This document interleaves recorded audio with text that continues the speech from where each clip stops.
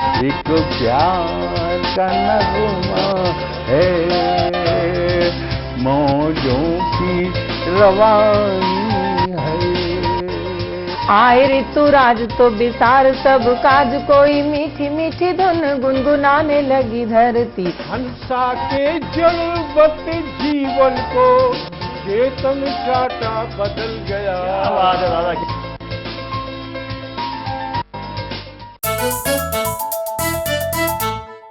जितना जी में आए खाओ, बस खाते ही खाते जाओ। डरने की क्या बात है जब सतमोला साथ है। टेस्ट है इसका सबसे निराला, हर दिल पर जादू कर डाला। स्वाद स्वाद में जमकर खाया, सतमोला ने खूब बचाया। खाने से डरता है क्या? सतमोला।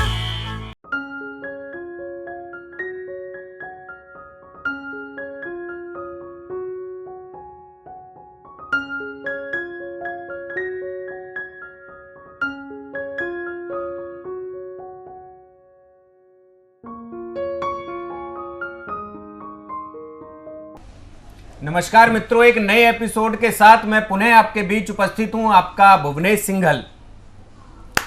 सतमोला कवियों की चौपाल में आपका अभिनंदन करता हूं, स्वागत करता हूं। इस एपिसोड को देखने वाले प्रत्येक दर्शक का हृदय से अभिनंदन करता हूं, स्वागत करता हूं। रंगों की महफिल, कवियों की महफिल जम चुकी है। विभिन्न प्रकार के रंग आपको शब्दों के माध्यम से कविता बनकर आपके सामने आएंगे। मैं एक एक कर सबसे पहले सभी कवियों का परिचय आपके बीच कराता हूं। हमारे बीच में मेरे सबसे बाईं ओर देश के बहुत वरिष्ठ कवि, वरिष्ठ गीतकार आदरणीय डॉक्टर जयसिंह आर्य जी हैं।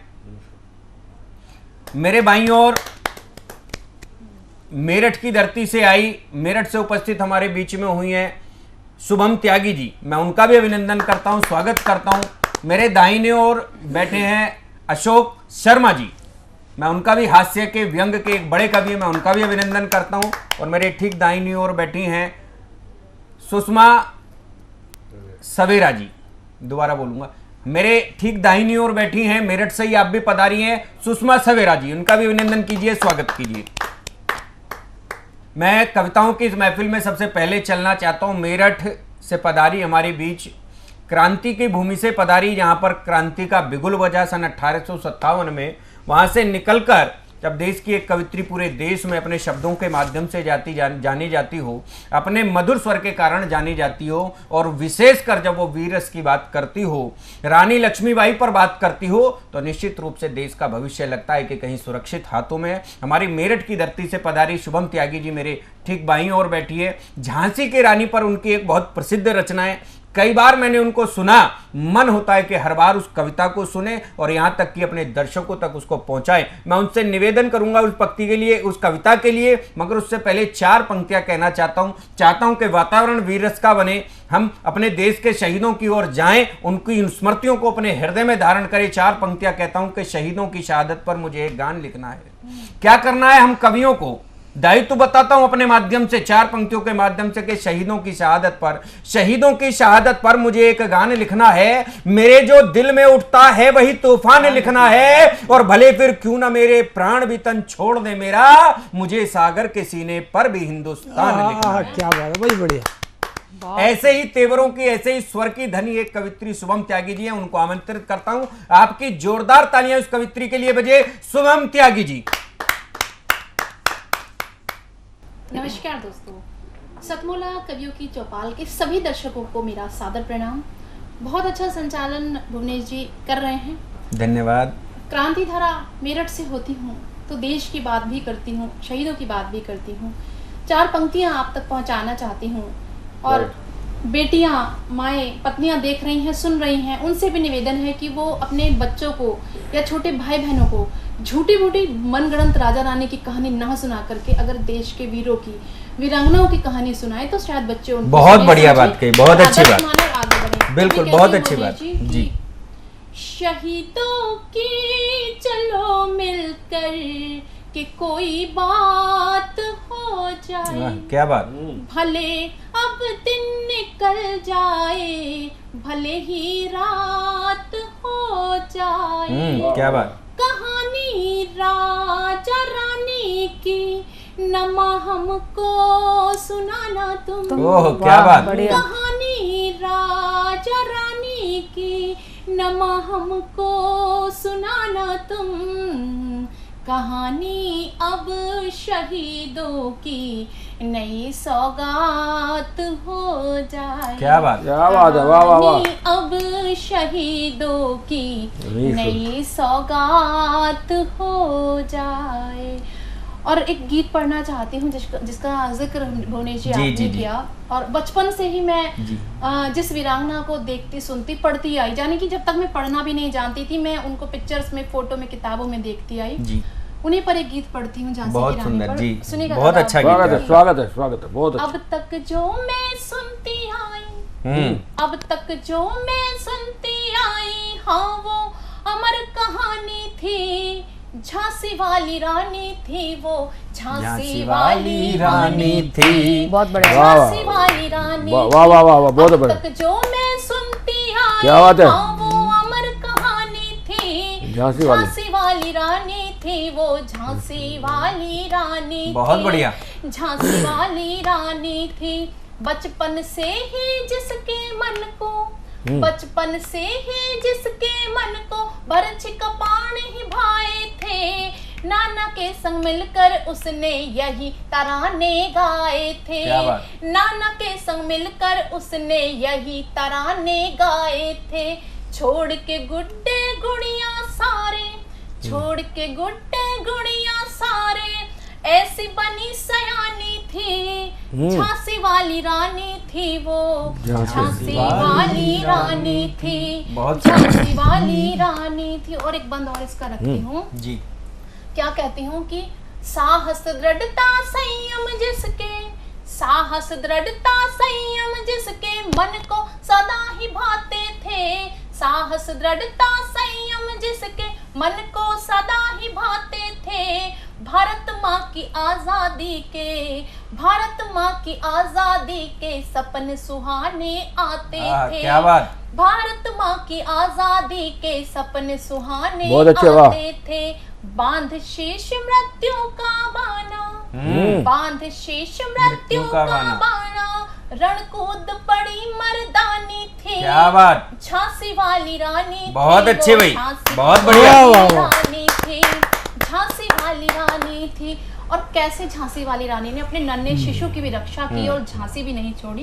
तब कहती हूँ कुछ जी। पंक्तियों के माध्यम से कि अंतिम सांसें लेकर उसने, अंतिम सांसें लेकर उसने शिशु को भी ना छोड़ा क्या बात। था, अंतिम सांसें लेकर उसने शिशु को भी ना छोड़ा था। मातृभूमि से किया जो प्रण था, मातृभूमि से किया जो प्रण था, उसको भी ना तोड़ा था, मातृभूमि से किया जो प्रण था, उसको भी ना तोड़ा था। शक्ति वेग से शत्रु सहारे, शक्ति वेग से शत्रु सहारे, ऐसी वीर जवानी थी, क्या बात, झांसी वाली रानी थी वो, झांसी वाली रानी थी, झांसी बहुत वाली अच्छी, रानी बहुत थी। बढ़िया। अब तक जो मैं सुनती आई, हाँ वो अमर कहानी थी, झांसी वाली रानी थी वो, झांसी वाली रानी थी, झांसी वाली रानी थी, झांसी वाली। बहुत अच्छे, वाह वाह वाह, बहुत बधाई अच्छे भाई, बहुत अच्छे, बहुत धन्यवाद। बधाई हो, बधाई हो। बहुत बढ़िया। शुभम त्यागी जी ने जो संस्कार देने का कार्य किया है, निश्चित रूप से ये सतमोला कवियों की चौपाल पर ही संभव है। मैं इसी श्रृंखला को आगे बढ़ाते हुए हमारे बीच में बहुत ही वरिष्ठ गीतकार आदरणीय डॉक्टर जयसिंह आर्य जी हैं, वीर रस के अच्छे कवि हैं। डॉक्टर जयसिंह आर्य जी को आमंत्रित करता हूं, देश में जिनकी कविताएं आने वाली पीढ़ी को कहीं प्रेरणा देने का कार्य करती हैं। जोरदार तालियों से उनका स्वागत कीजिए, डॉक्टर जयसिंह आर्य जी। सतमोला कवियों की चौपाल के सभी प्रबुद्ध श्रोताओं को मेरा सादर प्रणाम। कुछ दोहे कहना चाहता हूं। जी जी स्वागत। श्री राम मई दोहे। तुलसी जी को भा गया क्या बात। सिया राम का रूप, आंगन आंगन खिल उठी, चौपाई की धूम। क्या बात, भाई बढ़िया। बहुत बढ़िया।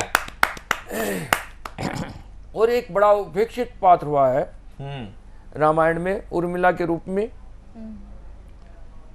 माता सीता तो वनवास में चली गई थी श्री रामचंद्र जी के साथ में, परंतु उर्मिला ने महलों में रहकर वनवास भोगा। जी एक दोहा कहना चाहता हूँ। जी जी जी। खुशी खुशी ही उर्मिला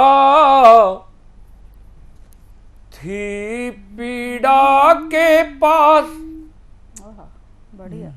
खुशी खुशी ही उर्मिला थी पीड़ा के पास, रह कर जिसने महल में भोगा था वनवास। क्या बात है भाई, बहुत अच्छे, बहुत बढ़िया। बहुत खूब। गले मिला जब राम के, गद गद हुआ निषाद, जाति पाति के हो गए सारे दूर विषाद। क्या बात है, बहुत अच्छे। और एक संबंधों पर एक चौपाईवत कहने का प्रयास कर रहा हूं पिता शीर्षक से। जी जी जी।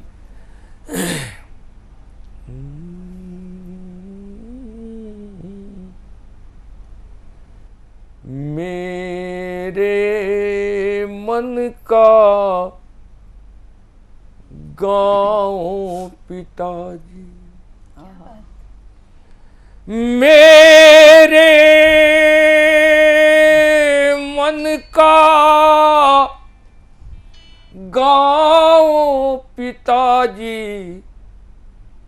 है बरगद की छाँव पिताजी। क्या बात है, बहुत अच्छे।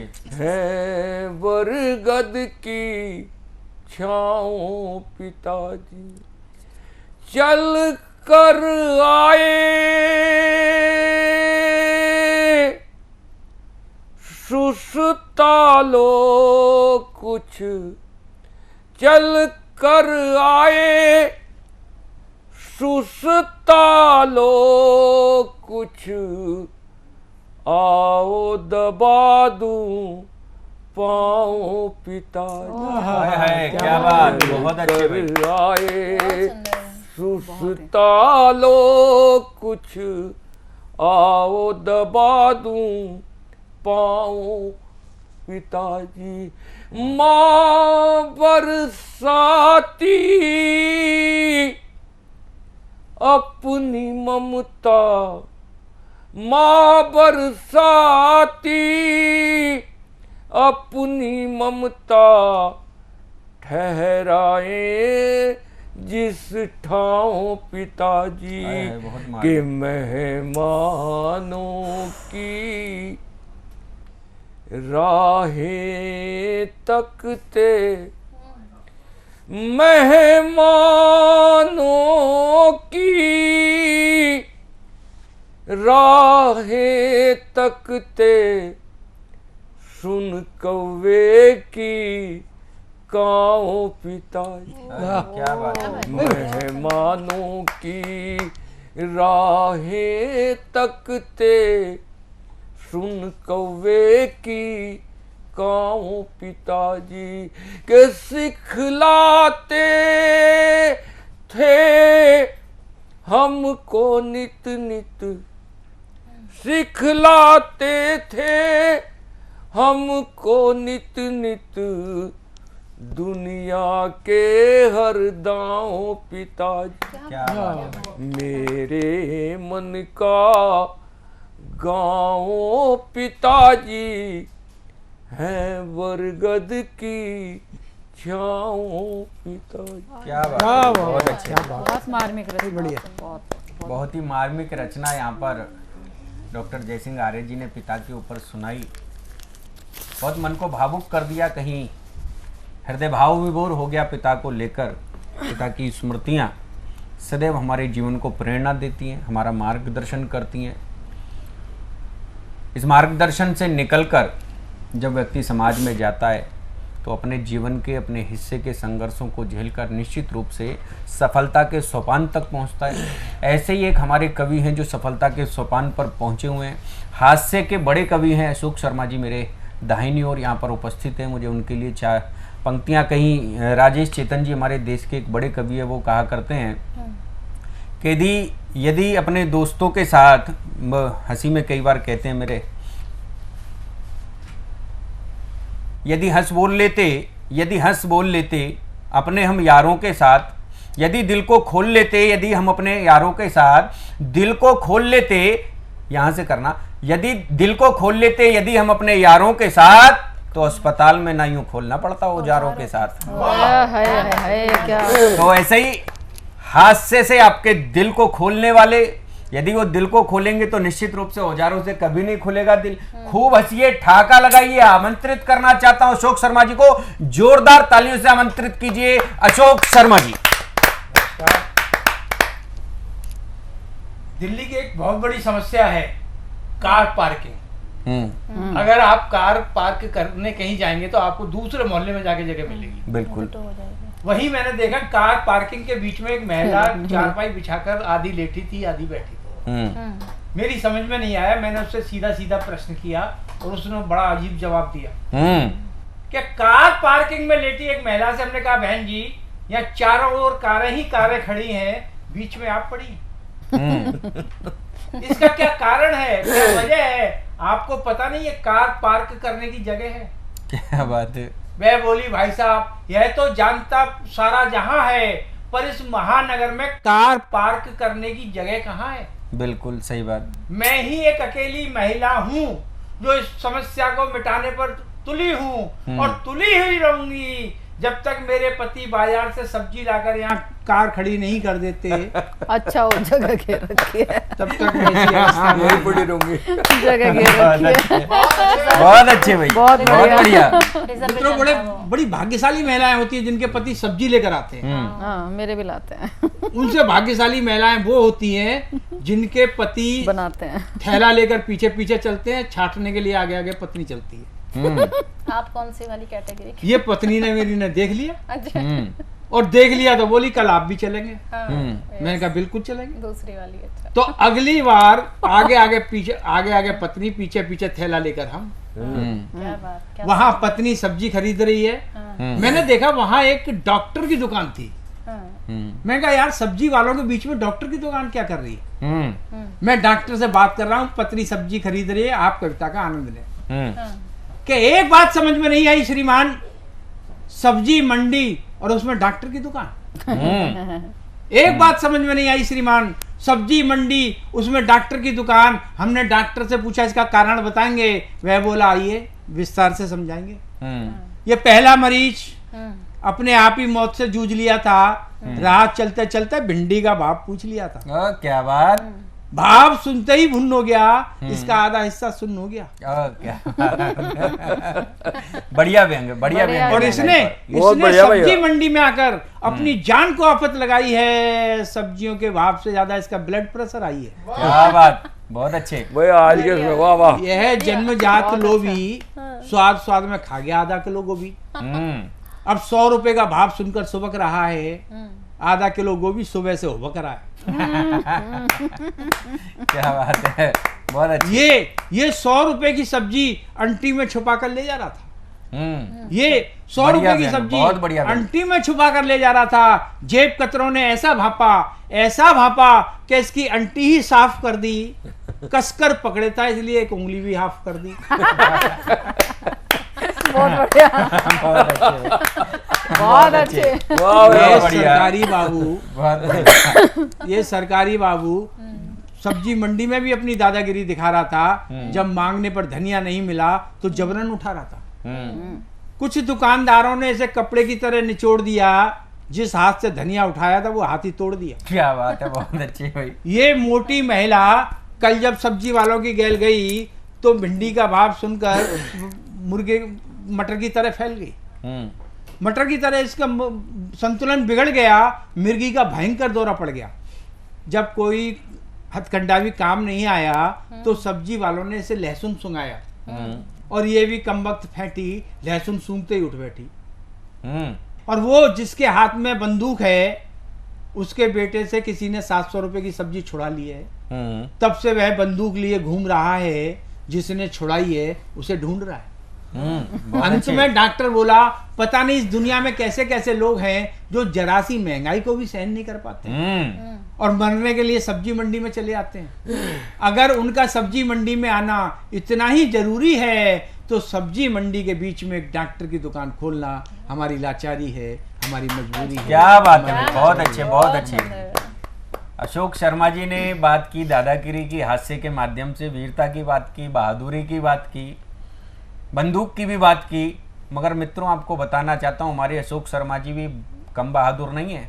आप इनके शरीर पर मत जाना, आपको लग रहा होगा भाई इतने हल्के फुल्के से, मगर ये बहुत बहादुर है। इनकी बहादुरी का किस्सा मैं सुनाता हूँ आपको, पंक्तियां सुनिएगा जी। एक बार अशोक शर्मा जी ने पापड़ तोड़ दिया। एक बार अशोक शर्मा जी ने पापड़ तोड़ दिया, अपने बलशाली हाथों से ककड़ी को मोड़ दिया। इतना भारी काम। एक बार अशोक शर्मा जी ने पापड़ को तोड़ दिया, अपने बलशाली हाथों से ककड़ी को मोड़ दिया। और हद तो तब हो गई साथियों, तब हो गई साथियों जब एक ही प्रहार में गुब्बारा फोड़ दिया।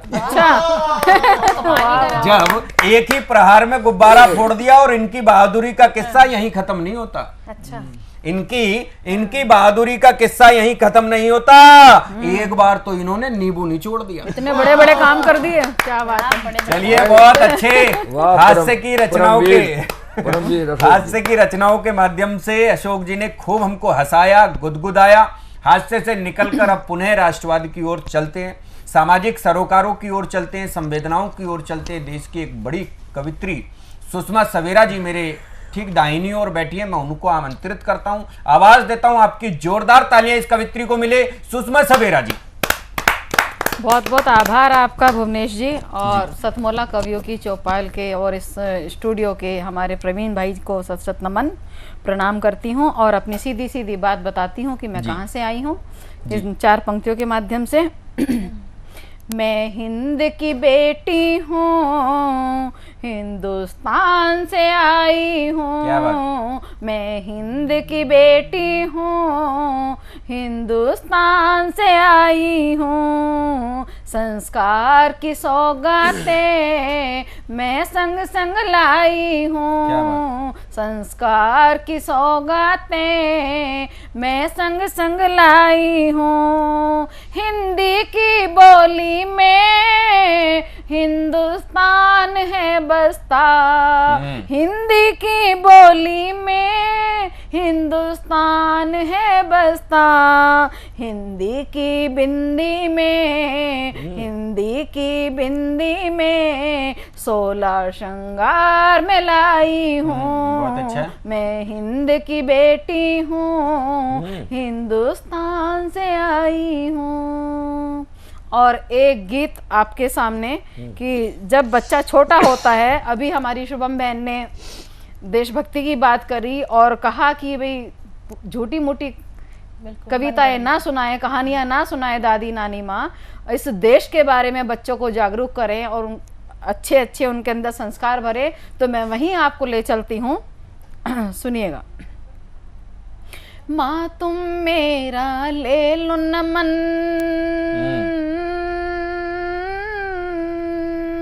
माँ तुम मेरा ले लो नमन, सरहद अब मुझे बुलाती है। आया है संदेशा माँ मेरी, सरहद अब मुझे बुलाती है। सरहद अब मुझे बुलाती है। माँ तुम मेरा ले लो नमन, माँ छोटे छोटे कदमों से तूने चलना सिखलाया है, यह स्वर्ग सरीखा देश मेरा माँ तूने ही बतलाया है, माँ तूने ही बतलाया है, माँ तूने ही बतलाया है। सीख ये तेरी माँ मुझको, सीख ये तेरी माँ मुझको, अब याद बहुत ही आती है। आया है संदेशा माँ मेरी, सरहद अब मुझे बुलाती है, बहुत अच्छी। सरहद अब मुझे बुलाती है, सरहद अब मुझे बुलाती है। वाह, वाह। और क्या सिखाती है माँ? माँ ने क्या सिखाया उस बच्चे को? तन देश मेरा मन देश मेरा, सांसों को देश बताया है, नस नस में मेरी देश प्रेम का तूने दीप जलाया है, माँ तूने दीप जलाया है, माँ तूने दीप जलाया है। सोते जगते ना जाने क्यों, सोते जगते ना जाने क्यों, सरगम वो मुझे बुलाती है। आया है संदेशा माँ मेरी, सरहद अब मुझे बुलाती है, सरहद अब मुझे बुलाती है, सरहद अब मुझे बुलाती है। दुश्मन का शीश झुका कर माँ मैं तेरा मान बढ़ाऊंगा, तू गर्व करेगी मुझ पर माँ जब जीत के जंग में आऊंगा, जब जीत के जंग में आऊंगा, जब जीत के जंग में आऊंगा। तोपों की सलामी लेने को, तोपों की सलामी लेने को धरती माँ मुझे बुलाती है। आया है संदेशा माँ मेरी, सरहद अब मुझे बुलाती है, सरहद अब मुझे बुलाती है, सरहद अब मुझे बुलाती है। और आखिरी अंतर पे ध्यान चाहूंगी। स्वागत है, स्वागत। कांधे पर सर रख लेने दो एक बार मुझे माँ प्यार करो, कांधे पर सर रख लेने दो एक बार मुझे माँ प्यार करो, माथे का चुंबन ले लो माँ, ना आँखों में यूं नीर भरो, ना आँखों में यूं नीर भरो, ना आँखों में यूं नीर भरो। मेरे कानों में हर पल माँ, मेरे कानों में हर पल माँ आवाज उधर से आती है। आया है संदेशा माँ मेरी, सरहद अब मुझे बुलाती है, सरहद अब मुझे बुलाती है। बहुत अच्छी, क्या बात है, धन्यवाद, बहुत धन्यवाद। अच्छी। सरहद अब मुझे बुलाती है। और हमारे भी स्टूडियो से आवाज आती है कि अब हमको छोटा सा ब्रेक लेना है। मित्रों, मिलते हैं ब्रेक के बाद दोबारा, तब तक लीजिए आप सतमोला खट्टी मीठी गोलियों का चटकारा। हर पल मस्ती और रंगीन विद सतमोला नमकीन, इससे बेटर है नथिंग। सतमोला नमकीन डिफरेंट टेस्ट है बेमिसाल, पनीर भुजिया भी कमाल, इसके टेस्ट के सब शौकीन। हाँ सतमोला नमकीन, सतमोला स्वीट्स एंड नमकीन, इससे बेटर है नथिंग। हाँ सतमोला नमकीन। नमस्कार बंधुओं, पुनः आपका स्वागत है ब्रेक के बाद। सतमोला कवियों की चौपाल में हमारी कविताओं की महफिल जम चुकी है। मेरे सबसे दाहिनी ओर बैठी हैं डॉक्टर बबीता गर्ग जी, जो फरीदाबाद से हमारे बीच में पधारी हैं। ठीक उनके बराबर में बैठी है मेरे दाहिनी ओर डॉक्टर ज्योति उपाध्याय जी, जो गाजियाबाद से हमारे बीच पधारी हैं। मेरे बाईं ओर बैठे हैं राहुल मिश्रा जी, मध्य प्रदेश की भूमि से हमारे बीच में आए हैं। ठीक उनके बराबर में बैठी हैं डॉक्टर सुधा शर्मा जी, जो मेरठ से हमारे बीच पधारी है। मैं सभी कवियों का हार्दिक स्वागत करता हूं, अभिनंदन करता हूं। और सबसे पहले जिस मधुर आवाज को यहां पर आवाज देना चाहता हूं, मेरठ की धरती से पधारी है हमारे बीच सुधा शर्मा जी, संवेदनाओं की, सामाजिक सरोकारों की एक बड़ी कवित्री देश की, जिनकी मधुर आवाज लोगों को कहीं प्रेरणा देती है, प्रेरित करती है, आकर्षित करती है, उस बड़े नाम को आवाज देते हैं सुधा शर्मा जी। जोरदार तालियों से अभिनंदन कीजिए, स्वागत कीजिए सुधा शर्मा जी। कितना बचकाना प्रश्न है ये, कितनी मुझसे प्रेम और प्रीति, कितना बचकाना प्रश्न है ये, कितनी मुझसे प्रेम और प्रीति। मुझको तो बस इतना मालूम, मुझको तो बस इतना मालूम, तू मुझ में मैं तुझ में जीती। कितना बचकाना प्रश्न है ये, कितनी मुझसे प्रेम और प्रीति। प्रेम अथाह होता है, अनंत होता है, उसको नाप नहीं सकते। द्रव्य नहीं जो नाप सकूं मैं, भार नहीं जो तोल सकूं। बहुत अच्छे। द्रव्य नहीं जो नाप सकूं मैं, भार नहीं जो तोल सकूं। अनंत अथाह तुलनीय सा, अनंत अथाह तुलनीय सा, शब्दों में कैसे बोल सकूं। कितना बचकाना प्रश्न है ये, कितनी मुझसे प्रेम और प्रीति। मुझको तो बस इतना मालूम, तू मुझ में मैं तुझ में जीती। कितना बचकाना प्रश्न है ये। मेरा प्रेम दमकता सूरज और चांद की चांदनी, मेरा प्रेम दमकता सूरज और चांद की चांदनी। जीवन वीणा झंकृत कर दे, जीवन वीणा झंकृत कर दे, ऐसी है ये रागिनी। कितना बचकाना प्रश्न है ये, कितनी मुझसे प्रेम और प्रीति। फिर न इसे शब्दों में बांधना, जानता है ये सीमा लांघना। फिर न इसे शब्दों में बांधना, जानता है ये सीमा लांघना। प्रेम है चंदन, प्रेम है वंदन, प्रेम है चंदन, प्रेम है वंदन, कर ले बस तू प्रेम का चिंतन। कितना बचकाना प्रश्न है ये, कितनी मुझसे प्रेम और प्रीति। कितना बचकाना प्रश्न है ये, कितनी मुझसे प्रेम और प्रीति। मुझको तो बस इतना मालूम, तू मुझ में मैं तुझ में जीती। इतना बचकाना प्रश्न है। बहुत अच्छी भाई।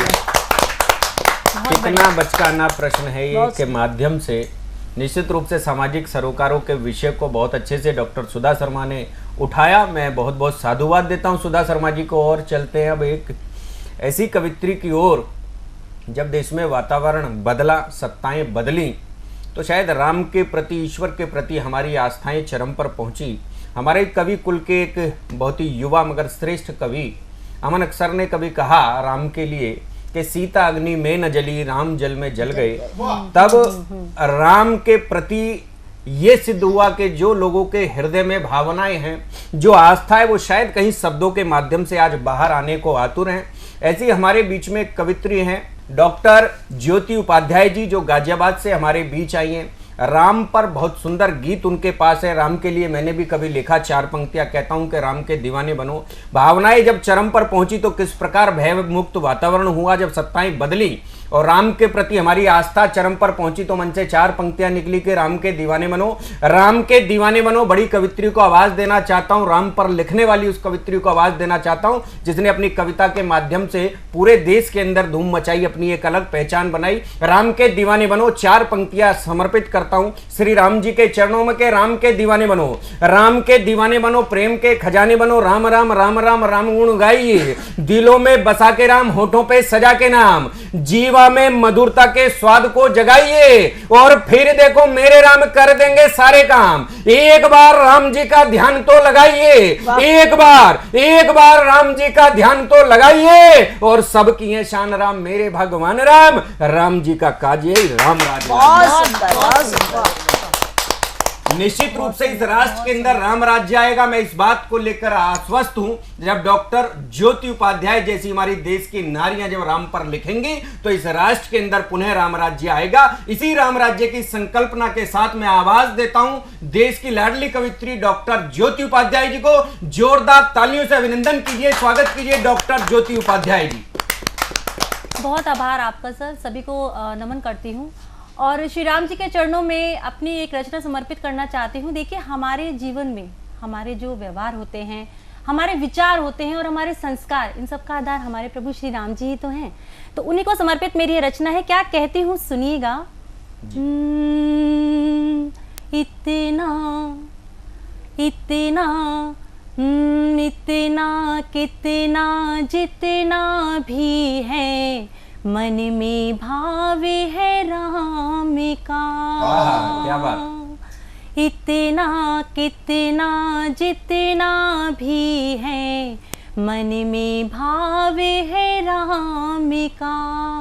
जीवन का आधार यही है, फिर जीवन किस काम का। रंग सुनहरा चमकीला है, चमक रहा उस धाम का जिसने मर्यादा सिखलाई। नाम जपो उस राम जिसने मर्यादा सिखलाई। नाम जपो उस राम का। और क्या कहती हूँ सुनिएगा। सॉरी। वचनों की पहचान तुम्ही हो, मान तुम्ही, सम्मान तुम्ही। वचनों की पहचान तुम्ही हो, मान तुम्ही, सम्मान तुम्ही। सीता के जीवन में आए बन के एक वरदान तुम्ही। भाई बंधु सखा भक्त भी साथ रहे हर व्याग पे। सुमिरन तेरो करते हर पल, सुमिरन तेरो करते हर पल। नाज करे परित्याग पाए। सुमिरन तेरो करते हर पल, नाज करे परित्याग पाए। सहज सरलता और मुखरता तेरे ही श्रृंगार है। सहज सरलता और मुखरता तेरे ही श्रृंगार है। इस जीवन का सार यही है, इनसे ही संसार है। बहुत सुंदर। पाप कर्म की गठरी के सब कर्म यही खुल जाएंगे। पाप पुण्य की गठरी के सब कर्म यही खुल जाएंगे। दिल से याद करोगे बंधु, राम यही मिल जाएंगे। दिल से याद करोगे बंधु, राम यही मिल जाएंगे। आखिरी पंक्तियों से अपनी बात आप तक पहुंचाने जा रही हूँ। क्या कहती हूँ सुनिएगा। इस दुनिया को कब तक प्यारे तू अपना कह पाएगा। इस दुनिया को कब तक प्यारे तू अपना कह पाएगा। 2 दिन का ये चमन खिला है, एक दिन ये मुरझाएगा। सुंदर काया मिट्टी होगी, एक दिन ऐसा आएगा। सुंदर काया मिट्टी होगी, एक दिन ऐसा आएगा। खाली हाथ ही आया जग में, खाली हाथ ही जाएगा। खाली हाथ ही आया जग में, खाली हाथ ही जाएगा। बहुत आभार, बहुत आभार। बहुत बहुत साधुवाद डॉक्टर ज्योति उपाध्याय जी।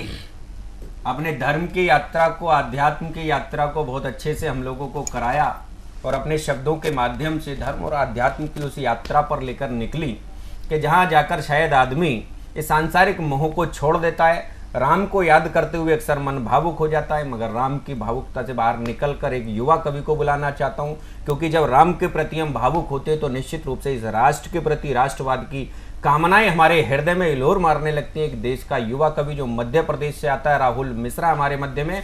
जोरदार तालियों से इस राहुल मिश्रा युवा कवि को आमंत्रित कीजिए। आपकी तालियां इस युवा कवि को और अच्छा लिखने के लिए आमंत्रित करेंगी, प्रेरणा देंगी। राहुल मिश्रा, स्वागत स्वागत है, स्वागत। सतमोला कवि के इस मंच को प्रणाम करता हूं और अपनी कविता प्रस्तुत करता हूं। उम्मीद है आपकी तालियां मुझ तक पहुंचेंगी, आशीर्वाद बनकर मुझ तक पहुंचेंगी। एक वोट, हम सबको एक वोट डालना चाहिए, उसको प्रेरित करने के लिए ये कविता है कि हमें वोट जरूर करना चाहिए। जी जी। तो कविता शुरू करता हूँ कि आज मैं 18 वर्ष का हो गया हूँ और मैं अपना वोट डालने जा रहा हूँ, और मेरे एक वोट से क्या होगा ये सोचते हुए जा रहा हूँ, और मन में कई सारे सवाल खड़े किए जा रहा हूँ, और मन में कई सारे सवाल खड़े किए जा रहा हूँ कि क्या प्रजातंत्र के इस मंदिर में डाकू तंबू गाड़ेंगे, क्या चोर उचक्के टुकड़े करके अखंड राष्ट्र को फोड़ेंगे, और क्या संविधान की मर्यादा को अपने हित में मोड़ेंगे, या फिर अपने ही लोगों को राजनीति में जोड़ेंगे। क्या बात है। ये सारी चीजें मैं सोचते हुए जा रहा हूँ, और इसीलिए मैं कहता हूँ ध्यान लगाकर बात सुनो, सिर्फ नहीं है मेरे सारे भारत के जज्बात सुनो। वाह, बहुत अच्छे। कि कब तक ये उपहास करेंगे भारत के परिधानों का, हम भी कब तक खून पिएंगे अपने ही जज्बातों का, हम भी कब तक खून पिएंगे अपने ही अरमानों का। और वोट बैंक की ताकत से अब भारत का भाग्य लिखो, यौवन हो तो युवा शक्ति से यौवनता आभास दिखो। क्या बात है, बहुत अच्छे भाई, बहुत बढ़िया। सहन शक्ति अब बहुत हो गई, पानी ऊपर से बहता है, सहन शक्ति अब बहुत हो गई, पानी ऊपर से बहता है, युवा देश का जाग रहा है, वोट से सब कुछ कहता है। क्या बात है, युवा देश का जाग रहा है, वोट से सब कुछ कहता है। इसीलिए वोट उसे दो जिसके आगे दुश्मन भी थर्राता है, और वोट उसे दो जिसका चर्चा परदेशों तक जाता है। वोट उसे दो जिसका चर्चा परदेशों तक जाता है, वोट उसे दो जो ताकत का प्रयोग भरपूर करे, वोट उसे दो जो ताकत का प्रयोग भरपूर करे, सारे हुक्कामों को झुकने पर मजबूर करे। सारे हुक्कामों को झुकने पर मजबूर करे। वोट उसे दो जिसके कारण उत्पाती भय खाते हों, वोट उसे दो जिसके कारण उत्पाती भय खाते हों, रोज जनाजे उठते हों, आतंकी मारे जाते हैं। वाह, बहुत बढ़िया। बहुत बढ़िया। वोट उसे दो जिसके कारण भारत का बल जागे, वोट उसे दो जिसके कारण भारत का बल जागे, पूंछ दबाकर दुश्मन भी फिर इधर उधर ही भागे। बहुत सुंदर। वोट उसे दो जिसकी ताकत सकल विश्व पहचान रहा, वोट उसे दो जिसकी ताकत सकल विश्व पहचान रहा, आस्तीन के सांपों को उनके बिल में ही मार रहा। बहुत बढ़िया। आस्तीन के सांपों को उनके बिल में ही मार रहा। इसीलिए मैं कहता हूँ सोच समझकर आना है और वोट की खातिर चोट सहो पर सच्चा सेवक चुनकर लाना है। वाह वाह वाह, बहुत बढ़िया, बहुत बढ़िया भैया, सच्चाई बयान कर दी। हाँ बिल्कुल। राहुल मिश्रा ने बहुत सही बात कही। राष्ट्रवाद ये भी अपने तरह का एक अलग राष्ट्रवाद होता है। इस राष्ट्र के प्रति समर्पण होता है कि जब हम अपने वोट का अधिकार जो हमको मिला है उसका उपयोग करते हैं। निश्चित रूप से सबको वोट का उपयोग करना चाहिए। जब आपने वर्ष 2014 में वोट का प्रयोग किया तो सरकारें बदली ना, केंद्र में सरकारें बदली, सत्ताएं बदली, आपके मन के चाहे कामों में भी परिवर्तन आया, वो भी कहीं बदले। तब चार पंक्तियां, एक अच्छे दिनों की बात तब बहुत चली तो मुझे इसलिए याद आ गई। अक्सर लोगों ने कहा कि अच्छे दिन क्या होते हैं, अच्छे दिन क्या होते हैं, तब चार पंक्तियां कहता हूँ, एक छंद कहता हूँ कि अच्छे दिन हम मांगते अच्छे अच्छे लोग। किसी पर नाम नहीं लेता मगर फिर भी शायद कहीं आपके मन तक ये बात पहुंच जाए कि अच्छे दिन हम मांगते अच्छे अच्छे लोग, और मानो जैसे हो गया इनको कोई रोग, मानो जैसे हो गया इनको कोई रोग हुआ है मानो भारी, और नमो नमो का जाप जपे हैं बारी बारी, और मंदिर मंदिर पहुंच रहे सब बिगड़े बच्चे, इसको ही तो कहते यारो दिने अच्छे। वाह वाह वाह, बहुत बढ़िया, बहुत बढ़िया। तो अच्छे दिनों की परिभाषाएं सबके लिए अलग अलग होती हैं। चोर को लगता है कि शायद चोरी करने के अवसर मिल जाए तो अच्छे दिन आ जाएंगे, शराबी को लगता है कि शराब पीने के अवसर मिल जाए तो अच्छे दिन आ जाएंगे, मगर मित्रों वास्तविकता में ये तो अच्छे दिन नहीं होते। अच्छे दिन तो वही होते हैं जो अच्छे दिन होते हैं, और ये अच्छे दिन आ रहे हैं और निश्चित रूप से आएंगे। और ऐसे ही अच्छे दिनों को लाने के लिए जो हम कवि प्रयास सदैव करते हैं, अपने शब्दों के माध्यम से जन जागरण का अभियान चलाते हैं सदैव जीवन भर, ऐसी एक कवित्री को बुलाता हूं मैं। फरीदाबाद से हमारे बीच आई है डॉक्टर बबीता गर्ग जी, शहर उपनाम से जो लिखती हैं डॉक्टर बबीता गर्ग। जोरदार तालियों से आमंत्रित कीजिए डॉक्टर बबीता गर्ग शहर जी। स्वागत है। धन्यवाद भुवनेश जी। और सीधे सीधे अपने गीत पर आती हूँ। सामाजिक सरोकार का गीत है। उस गीत के माध्यम से मैंने ये कहने का प्रयास किया है कि लालसाओं का अंत कभी नहीं होता है। हम जब तक भी जीवित रहेंगे इच्छाएं कभी खत्म नहीं होती है। तो उसी पर एक गीत है जी, सुनिएगा कि निर्मम काली रातों से धोखे वाली बातों से आहत होकर भी बोलो, जीवन कभी मरा है क्या, जीवन कभी मरा है क्या, जीवन क्या है मेला है, जीवन क्या है मेला है, इच्छाओं का रेला है, जीवन क्या है मेला है, इच्छाओं का रेला है, सब कुछ पाकर भी कुछ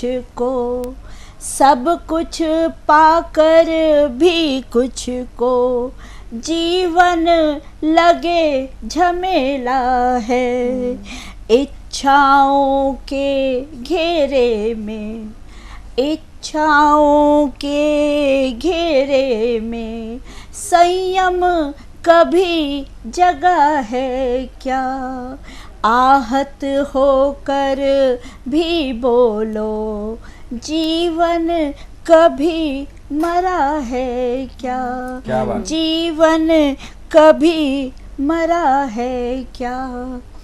और जीवन है तो मृत्यु भी है, उसी पर लिखा है, चंद पंक्तियां प्रेषित करती हूँ कि जीवन संग अंत भी है, जीवन संग अंत भी है, भले बुरे का द्वंद्व भी है, दुर्गंध भरी राहों में सपनों की सुगंध भी है, पतझड़ की पद चापों से, पतझड़ की पद चापों से सावन कभी थमा है क्या?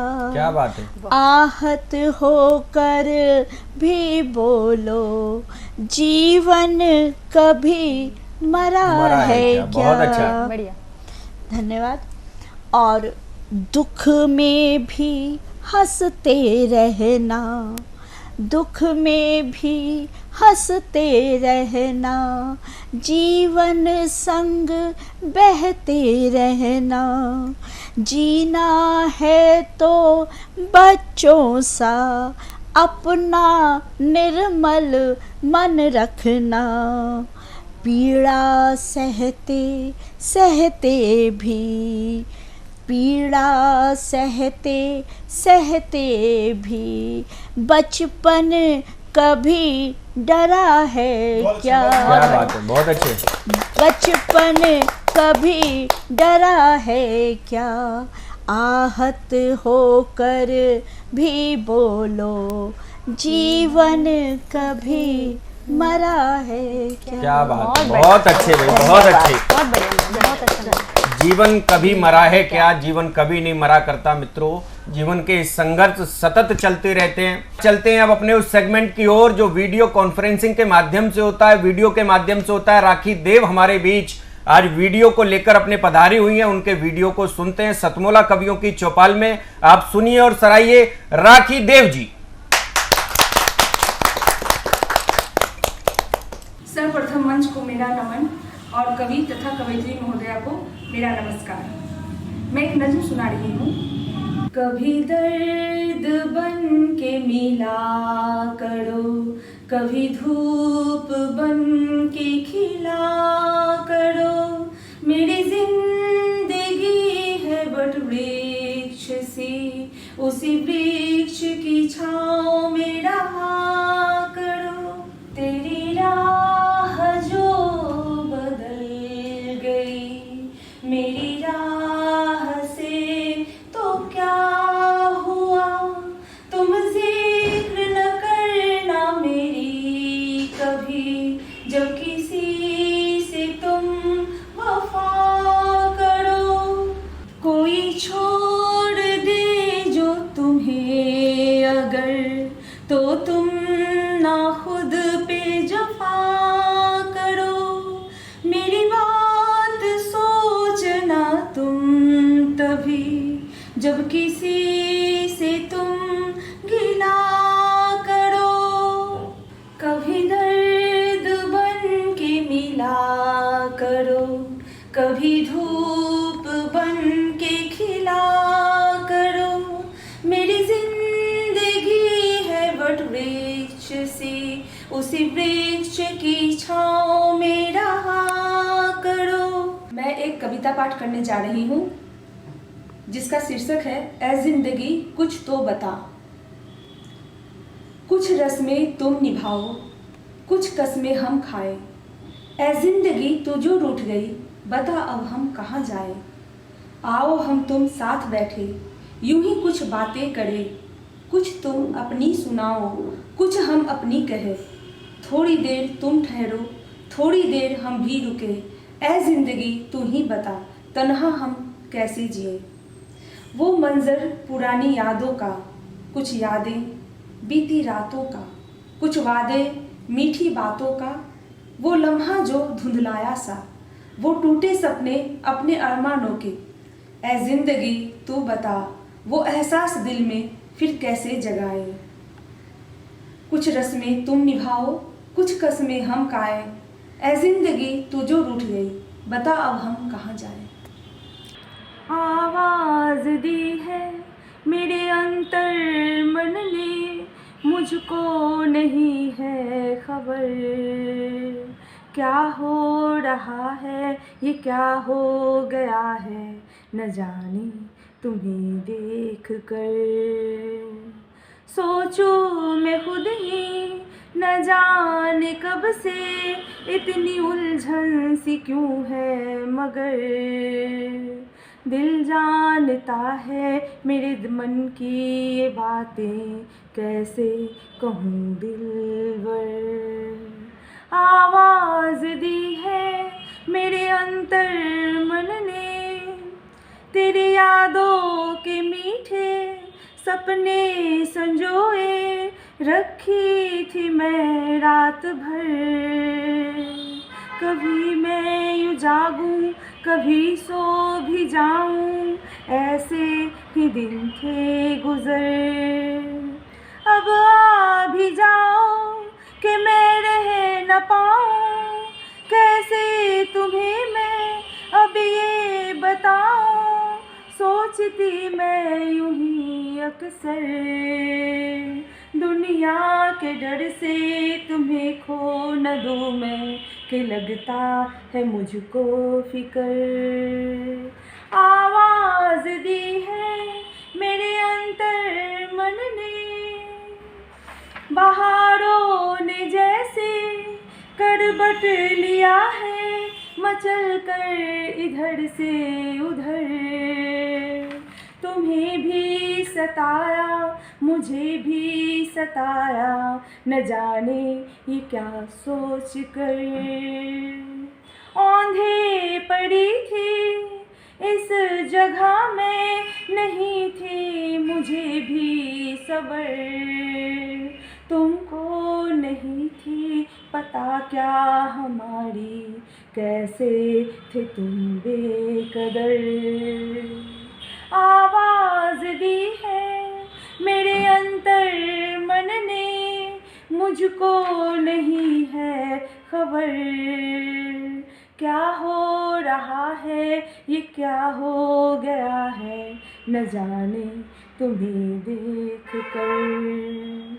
सोचूं मैं खुद ही न जाने कब से, इतनी उलझन सी क्यों है मगर, के दिल जानता है मेरे मन की ये बातें, कैसे कहूँ दिलबर। आवाज़ दी है मेरे अंतर मन ने। राखी देव जी के इस वीडियो के साथ विराम लेने की ओर चलते हैं। हमारा ये एपिसोड आप देवम चैनल पर भी देख सकते हैं। साधना के साथ साथ में साधना ग्रुप का ही एक चैनल है देवम चैनल, आप उस पर भी ठीक 10:30 बजे रविवार को, प्रत्येक रविवार ठीक 10:30 बजे देवम चैनल पर भी इसको देखना ना भूलें। और जो भी युवा मित्र, हमारे युवा कवि मित्र देख रहे हो इस एपिसोड को, इस कार्यक्रम को, सतमोला कवियों की चौपाल को, वो हमसे जुड़ना ना भूले। ये मंच आप सब लोगों के लिए, इस मंच पर जब देश के वरिष्ठ कवियों को आमंत्रित किया जाता है तो उसके साथ में कुछ युवा कवियों को भी अवसर दिया जाता है। आप में यदि प्रतिभा है, आप में यदि हुनर है, तो हमारे टीवी स्क्रॉल पर ये नीचे चल रहे नंबर 9711182183 इस पर कॉल करना ना भूले, इस पर कॉल कीजिएगा। निश्चित रूप से आपको एक मंच मिलेगा। और इन्हीं शब्दों के साथ विराम लेता हूं मैं, आपका भुवनेश सिंगल। जय हिंद, जय श्री राम। जय श्री राम। सतमोला कवियों की चौपाल में आज हमारा परम सौभाग्य है कि आज हमें जिनका आशीर्वाद मिलने जा रहा है वह होते हैं सेवा इंटरनेशनल के कन्वीनर श्री श्याम परांडे जी। श्याम परांडे जी हमारे राष्ट्रीय स्वयं सेवक संघ का विदेश विभाग अनेक वर्षों तक देखते रहे, आज हमारे बीच में हैं। सबसे पहले हम उनका एक संदेश भी हम उनका सुनेंगे। हमारे बीच में श्री नीरज गुप्ता जी बहुत बड़े व्यवसायी हैं और बहुत ही समाज सेवी हैं। आप उनका भी हमें आशीर्वाद मिलने वाला है। मैं आप दोनों महानुभावों का हार्दिक अभिनंदन करता हूं, स्वागत करता हूं। सतमोला कवि चौपाल में आज उपस्थित सभी को मैं अभिवादन करता हूं और स्वागत करता हूं कि 18 वर्षों से निरंतर यह कार्यक्रम चल रहा है और इसमें 10,000 से अधिक नव कवि, नव प्रतिभा के साथ यहाँ उपस्थित हुए हैं। उसमें से बहुत सारे कवि अभी प्रतिष्ठित कवि भी बन गए हैं। बहुत अच्छी बात। तो मैं आप सबका अभिनंदन करता हूँ कि आप इससे जुड़िए और इसे आगे बढ़ाइए। नए कवि और नई प्रतिभा लेकर इस कार्यक्रम में युवा बड़ी मात्रा में आए, ऐसा मेरी हार्दिक इच्छा है। मेरा परिचय जैसे किया गया, सेवा इंटरनेशनल का काम मैं करता हूँ और कल ही अपने सारे हिंदू समाज के लिए, भारतीय समाज के लिए नहीं, विश्व के लिए एक आदर्श सेवक का जयंती उत्सव हमने मनाया। वह है हनुमान। बिल्कुल, बहुत अच्छे। बिल्कुल। अंजनी पुत्र हनुमान ने खुद का जीवन पूरा राम सेवा में, समाज सेवा में, धर्म सेवा में, राष्ट्र सेवा में समर्पित कर दिया। उनका अहम इसमें कहीं दूर दूर तक नहीं था। तो स्वयं सेवकत्व का जो आदर्श माना जाएगा वो हनुमान को माना जाएगा। तो उनके इस जयंती पर मैं आपको सबको हार्दिक अभिनंदन करता हूं। और सेवा इंटरनेशनल, जैसे हनुमान जी की बात हुई है, सेवा इंटरनेशनल भारत में तो काम करता है, लेकिन भारत के बाहर भी जो भारतीय समाज है, भारतवंशी समाज है, जिसको इंडियन डायस्पोरा कहा जाता है, उनके साथ हम काम करते हैं। 26 से अधिक देशों में काम करते हैं। और अभी अभी हम सब एक युद्ध के बीच में से गुजर रहे हैं। रशिया ने यूक्रेन पर जो आक्रमण किया है, उसमें यूक्रेन में भारत के 20,000 22,000 से अधिक विद्यार्थी पढ़ रहे हैं और उसमें से करीब 20,000 से अधिक विद्यार्थी वापस आए हैं। उसमें से 4,000 भारतीय विद्यार्थियों को वापस घर तक पहुंचाने में सेवा इंटरनेशनल के वॉलेंटियर्स ने यूक्रेन में और जहाँ जहाँ कैंप्स लगे हुए हैं ऐसे 4 देशों में, यूरोप के, पोलैंड, रोमानिया, हंगेरी और मोल्डोवा, इस 4 देशों में कैंप्स लगाए हैं। उसके माध्यम से ये 4,000 विद्यार्थी घर तक पहुँचे और उसी के साथ 1,000 गैर भारतीय जो अफ्रीकन देशों के विद्यार्थी थे वहाँ पर, ऐसे 1,000 से अधिक। कारण नाइजीरिया के कीव में उपस्थित जो एम्बेसडर है, उन्होंने सेवा इंटरनेशनल के कार्यकर्ताओं को विनंती की कि हमारे देशों के भी विद्यार्थी जो फंसे हुए हैं, खार्किव में थे, कीव में थे, अन्य थे, सबको आप मदद कीजिए ताकि वो घर सुखरूप पहुंच सके। तो उनको मदद की गई है, वो वापस पहुंचे हैं और इसका सब जगह अच्छा संदेश गया हुआ है। उस देश के राष्ट्रपति ने भी सेवा इंटरनेशनल के इस कार्य के लिए उनको बहुत बहुत बधाई दी है। बहुत अच्छा। वैसे ही अभी भी चारों देशों में कैंप्स लगे हुए हैं, शिविर चल रहे हैं। इन शिविरों में अभी भी जो आ रहे हैं उनको सबसे पहले बॉर्डर पे रोका जाता है, तो वहाँ पर उनका वीज़ा का कार्य कराया जाता है। बॉर्डर क्रॉस कराने के बाद उनको खाना पीना, पानी की जो आवश्यकता होती है वो कराई जाती है। और आजकल सबसे प्रमुख जो बात हो गई है कि जो अपना मोबाइल है उसको चार्जिंग करना होता है, तो चार्जिंग स्टेशंस लगाए हुए हैं। और एक ही जगह पर ज़्यादा भीड़ न हो, जैसे पोलैंड के बॉर्डर पर ज़्यादा भीड़ हो गई तो उनको आगे हंगेरी के बॉर्डर पे भेजा गया बसेस की व्यवस्था करके। तो ऐसे कहाँ क्या चाहिए उनको, फिर स्थानिक लोगों के साथ मिलकर उनके खान पान की व्यवस्था करते हैं। 1 दिन 2 दिन रहने की व्यवस्था होती है, फिर उनका आगे भेजा जाता है। तो ये ऐसे वॉलेंटियर्स सारे यूरोप से, इंग्लैंड से वहाँ पर पहुँचे हुए हैं। 7 दिन 15 दिन 1 महीना छुट्टियाँ लगाकर खुद के काम को बाजू में रखकर कार्य कर रहे हैं। ये सब हम भारतीयों के लिए अभिमान का विषय है और उस पर हमने गर्व करना चाहिए। और उन सब की तरफ से जो अभी भी लगे हुए हैं, उन सब की तरफ से मैं इस कार्यक्रम को बहुत बहुत बधाई देता हूँ। विथ कमेंट, एक छोटा सा संदेश कि भारतीय प्रतिभा सकारात्मक रही है। आप विश्व भर में जाकर आइए, भारत में जितना सकारात्मक या तो पॉजिटिव ऐसा विचार उठता है वो कहीं नहीं उठता है। आज मैं कवियों को सुन रहा था और आप सब भी सुनेंगे, तो ऐसी अनेक प्रतिभाएं निकल कर आती है और सकारात्मक विचार समाज में निर्मित हो। और जैसे भुवनेश जी ने कहा कि राम के मार्ग पर आगे बढ़ना चाहिए, तो उस मार्ग पर बढ़ने के लिए मैं आप सबको बहुत बहुत स्वागत करता हूं, अभिनंदन करता हूं। नमस्कार, वंदे मातरम। बहुत अच्छा। नमस्कार दोस्तों, मैं अनिल मित्तल, चेयरमैन सतमोला ग्रुप। मैं जैसे आप सब लोग जानते हैं कि 2004 के अंदर मैंने सतमोला कवियों की चौपाल आरंभ करा परवीन आर्य के साथ मिलके। तो हमारा उद्देश्य दोस्तों यही था कि जो आज ये काव्य पाठ है, जो ये बुद्धिजीवी वर्ग जो ये सुंदर काव्य पाठ हम लोग करते हैं, तो वो धीरे धीरे आज के ज़माने में लुप्त ना होता जाए। जो आज मॉडर्नाइजेशन चल रहा है, जितना टीवी पे हम और भी चीज़ें बढ़ती जा रही हैं, तो ये ना हो कि हमारी पुरानी जो ये एक संस्कार थे, पुरानी सभ्यता थी, कविता पाठ था, वो धीरे धीरे ये लुप्त होता जा रहा था। तो इसीलिए हम दोनों ने मिलकर 2004 के अंदर सतमोला की कवियों की चौपाल आरंभ करी, जिसके अंदर हम ऐसा प्लेटफॉर्म देते रहे हैं जिसके अंदर नए से नए कवि जो भी कवि काव्य पाठ है उसमें करना चाहे उसका स्वागत करते हैं हम लोग, उन्हें मौका देते हैं नए नए कवियों को। और आप लोगों से यही निवेदन है कि जो भी चाहे आप पहली बार काव्य पाठ करते हैं तो आप सतमोला कवियों की चौपाल के प्लेटफॉर्म पर आएँ, आप लोगों का स्वागत है। उसके अंदर आप अपनी मौलिक कविताओं को सुनाएं, उनके अंदर जो भी कमी होगी तो हमारे पुराने जो एक्सपीरियंस कवि हैं वो उनको सुधारेंगे और आपको और इम्प्रूव करने की कोशिश करेंगे। आपसे निवेदन है कि सतमोला कवियों की चौपाल में आएँ और अपना काव्य पाठ करें। सीएम साहब, हमारे 30 विधायक अपोजिशन पार्टी में चले गए, अब आप सीएम नहीं रहे। सतमोला तो अब नया सीएम कौन बन रहा है? चल सतमोला खाओ, कुछ भी बचाओ।